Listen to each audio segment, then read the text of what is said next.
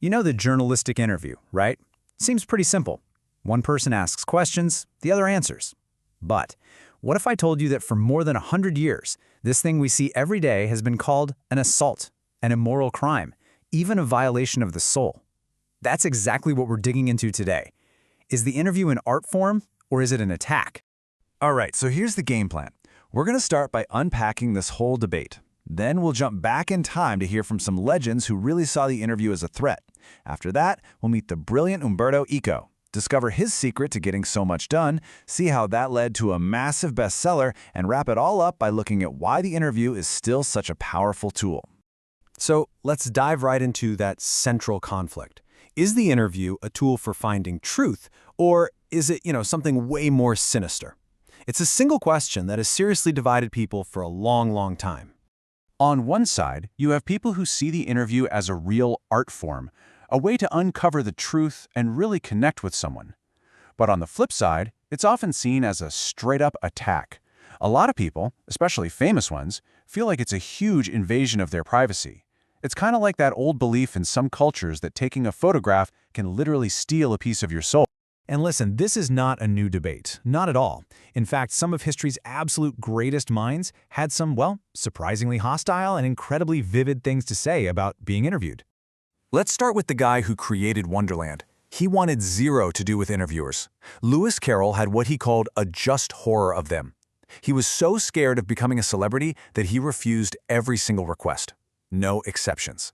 Nobel Prize winner V.S. Naipaul took it even further. He actually believed that interviews could cause real psychological damage. He said people are wounded by them, that they lose a part of their own identity in the process. And then you've got Rudyard Kipling, who, did not hold back. He called it immoral, a crime, an assault on his person. But here's the best part. The irony is just incredible. A few years before he said all that, guess what Kipling did? He assaulted Mark Twain with an interview. You can't make this stuff up. But maybe the most powerful description of all comes from the author Saul Bellow. He said, interviews felt like thumbprints on his windpipe. I mean, you can almost feel that pressure, that violation in the image. It's such a potent metaphor for feeling completely suffocated by the whole thing. So with all this negativity, is there another way to think about the interview? Well, to answer that, we need to meet a guy who was right in the middle of the media storm, but seemed totally unfazed by it. The amazing professor and novelist Umberto Eco. I mean, this guy was a total powerhouse, a professor in Italy, a world-famous scholar of signs and symbols, and just a ridiculously prolific writer. He wrote everything from super dense academic books to children's stories. And then in 1980, bam, he became a global intellectual superstar.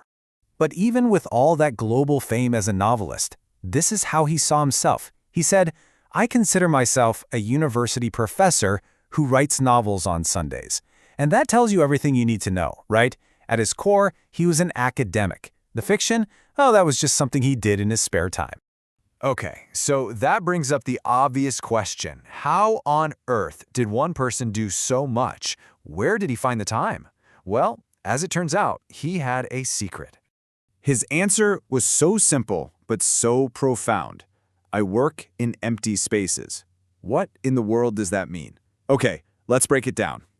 He had a name for these moments: interstices. Just think about all those little gaps in your day. Waiting in line, waiting for a meeting to start, the time between sending an email and getting a reply. For most of us, that's dead time. For Eco, that was an opportunity. And this example just explains it perfectly. He said, imagine you're coming up in the elevator to my apartment. That tiny window of time while I'm waiting for you, for him, that was an interstice.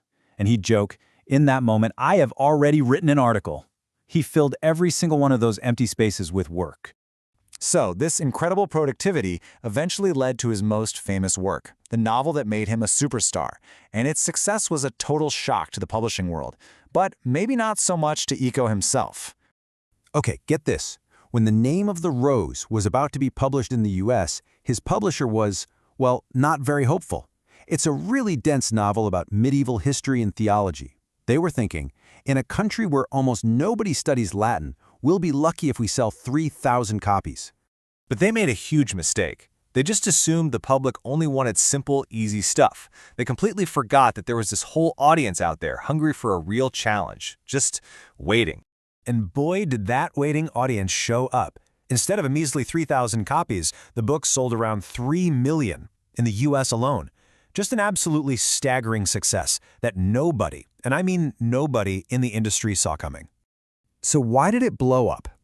Well, Eco believed that publishers and journalists get it wrong all the time. They assume people only want trash. But he argued that there's a huge audience out there that is craving a real challenge.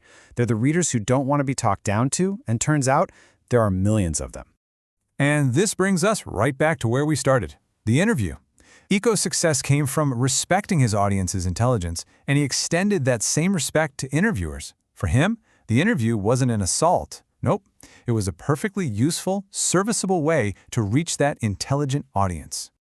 As Dennis Bryan put it, the interview is how we get our most vivid impressions of people today. It's the main way we get to know the thinkers, the artists, and the leaders who are shaping our world. And that gives the interviewer an unbelievable amount of power. I mean, think about it. Almost everything important we learn about what's going on reaches us through one person asking another a question. It's the basic engine of how we get information. So I'll leave you with this last thing to chew on.